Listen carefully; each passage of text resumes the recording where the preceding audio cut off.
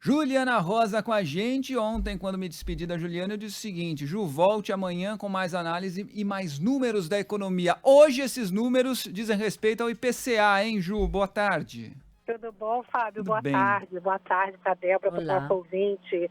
Esse número da inflação, o divulgado hoje, veio bem salgado, viu, Fábio? Veio um resultado bem acima do esperado. Olha, o IBGE divulgou que em janeiro a inflação oficial IPCA começou em 0,42%, uma alta bem acima do previsto, a previsão média estava em 0,35%. Esse 0,42%, ele é puxado para cima por alimentação. Não chega a ser uma grande surpresa, tá? Porque a alimentação, a gente já vem falando que ela está pesada, né? Porque final de ano e início de ano sempre com a temperatura elevada, muita chuva, os alimentos costumam subir, mas tem o fenômeno do El Niño que está deixando esses fenômenos mais fortes e os alimentos estão ficando mais caros do que normalmente ficam nessa época do ano.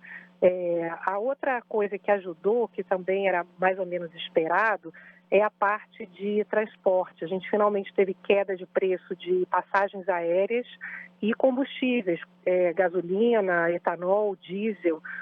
O que acaba sendo muito negativo aqui nessa história é que não só o número ficou maior, mas um dado que os analistas olham muito é se é uma coisa pontual, né, foi alguma coisa que subiu muito e tal, mas o resto está comportado, ou se é uma piora espalhada.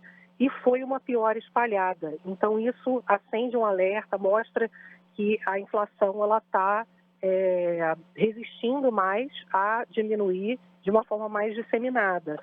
Um outro dado também que chamou muita atenção é a parte de serviços, que veio mais alta, e serviços que o IBGE acompanha muito esse grupo, que ele chama de serviços subjacentes, que são serviços onde tem um impacto mais forte a decisão de aumentar ou de reduzir os juros.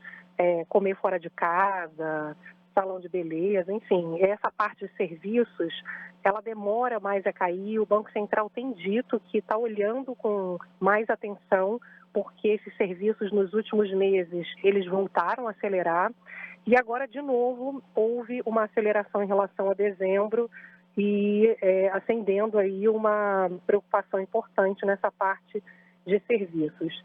O resumo da ópera é que a gente provavelmente vai continuar tendo queda de juros, não chega a mudar a perspectiva de que a inflação até dezembro ela continua com uma perspectiva de alívio, porque a gente tem um mundo que está crescendo menos, a China divulgou deflação ontem, ou seja, você tem uma economia com dificuldade de crescimento, então os preços internacionais, commodities, alimentação, minério de ferro, soja, esses produtos que são cotados em dólar, eles estão com uma tendência de queda. Então, você tem o mundo ajudando a puxar os preços para baixo e a expectativa de que a própria economia brasileira esse ano tenha um desempenho mais fraco do que foi ano passado. Pode surpreender para melhor, como tem surpreendido, mas ano passado o crescimento do PIB foi em torno de 3%, esse ano a expectativa está em torno de 2%.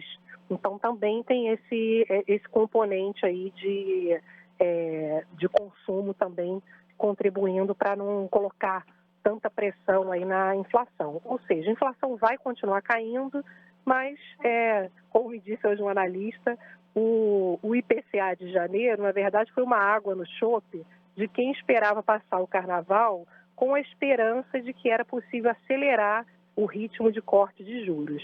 Então, esse IPCA foi uma água no chope de quem estava mais otimista, mas não chega a mudar a perspectiva de que a inflação vai aos poucos cedendo esse ano e terminando o ano com um juro em torno de 9%, que vai ser fundamental para aliviar o custo do crédito e sustentar o crescimento econômico esse ano. Água no chopp a gente não quer. No carnaval a gente só quer chopp e a água pode ser separada para hidratar, né? Porque precisa, né, Ju? Aquela Pois é. hidratação, ainda mais se for no calorão de São Paulo, do Rio de Janeiro pelos próximos dias. Então tá bom, a gente volta a conversar mais amanhã, ainda antes